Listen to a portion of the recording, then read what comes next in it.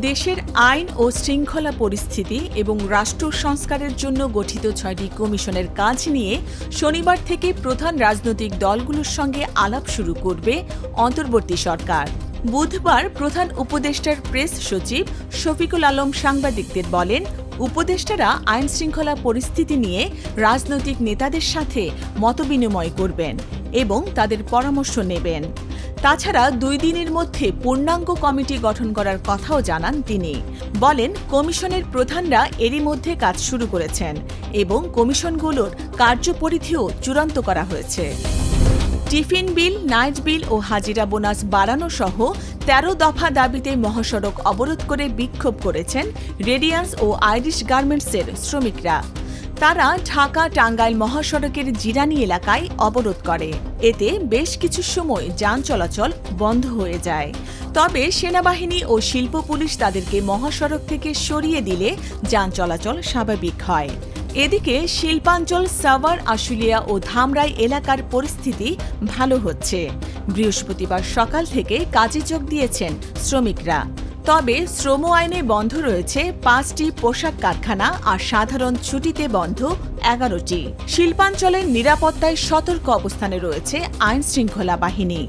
চলছে যৌথ বাহিনীর টহল। উপকূলীয় অঞ্চলে বৈরী আবহাওয়ার কারণে সমুদ্র বন্দরগুলোয় ৩ নম্বর স্থানীয় সতর্কতা দিয়েছে আবহাওয়া অফিস। সেই সাথে নৌবন্দরে দেয়া হয়েছে ১ নম্বর সংকেত। উপকূলীয় অঞ্চলের নদীগুলো এখন নিরাপদ নয় বলে ঢাকা থেকে হাতিয়া, বেতুয়া, খেপুপাড়া, চরমন্তাজ, রাঙ্গাবালি ও মনপুরাগামী নৌ চলাচল পরবর্তী নির্দেশ না দেয়া পর্যন্ত বন্ধ ঘোষণা করা হয়েছে। এদিকে বুধবার রাত থেকে রাজধানীতে থেমে থেমে বৃষ্টি হওয়ায় অনেক স্থানে জলাবদ্ধতা তৈরি হয়েছে। বিভিন্ন রাস্তায় পানি জমে থাকায় সৃষ্টি হয়েছে তীব্র যানজট। সকাল থেকে কর্মস্থল ও শিক্ষা প্রতিষ্ঠানে যেতে দুর্ভোগে পড়তে হয় নগরবাসীকে। লেবাননের রাজধানী বৈরুতে মধ্যাঞ্চলে একটি ভবনে বুধবার মধ্যরাতের পর ইসরায়েলের বিমান হামলায় অন্তত ৬ জন নিহত হয়েছেন। যে ভবনে হামলা হয়েছে সেখানে হিজবুল্লাহর একটি স্বাস্থ্য ইউনিট ছিল। হামলার পর বহুতল ভবনটিতে আগুন ধরে যায়। এদিকে হিজবুল্লাহ নেতা হাসান নাসরুল্লাহকে হত্যার প্রতিশোধ নিতে ইসরায়েলে অন্তত ১৮০টি ক্ষেপণাস্ত্র নিক্ষেপ করে তেহরান। বদলা হিসেবে ইরানে যে কোনো সময় বড় হামলার হুঁশিয়ারি দিয়েছেন ইসরায়েলের সেনাবাহিনীর মুখপাত্র ড্যানিয়েল হাগারি। ভিডিও বার্তায় তিনি বলেছেন, তেহরানকে দ্রুত সময়ের মধ্যে এর পরিণতি ভোগ করতে হবে।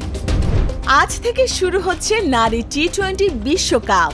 শারজায় উদ্বোধনী ম্যাচে স্কটল্যান্ডের বিপক্ষে মাঠে নামছে বাংলাদেশ। বি গ্রুপের এই ম্যাচটি শুরু হবে বাংলাদেশ সময় বিকেল ৪টায়। আগের ৪ মোকাবিলায় স্কটল্যান্ডের বিপক্ষে ৪টিতে জিতেছে বাংলাদেশের মেয়েরা। বিশ্বকাপের মঞ্চেও স্কটিশদের হারিয়ে শুরুটা দারুণ করতে মরিয়া নিগার সুলতানার দল। সর্বশেষ প্রস্তুতি ম্যাচে পাকিস্তানকে হারানোর স্মৃতিও বাংলাদেশ শিবিরে যোগ করছে বাড়তি প্রেরণা। উদ্বোধনী দিনে ম্যাচ রয়েছে আরও একটি। এ গ্রুপে পাকিস্তানের মুখোমুখি হবে শ্রীলঙ্কা।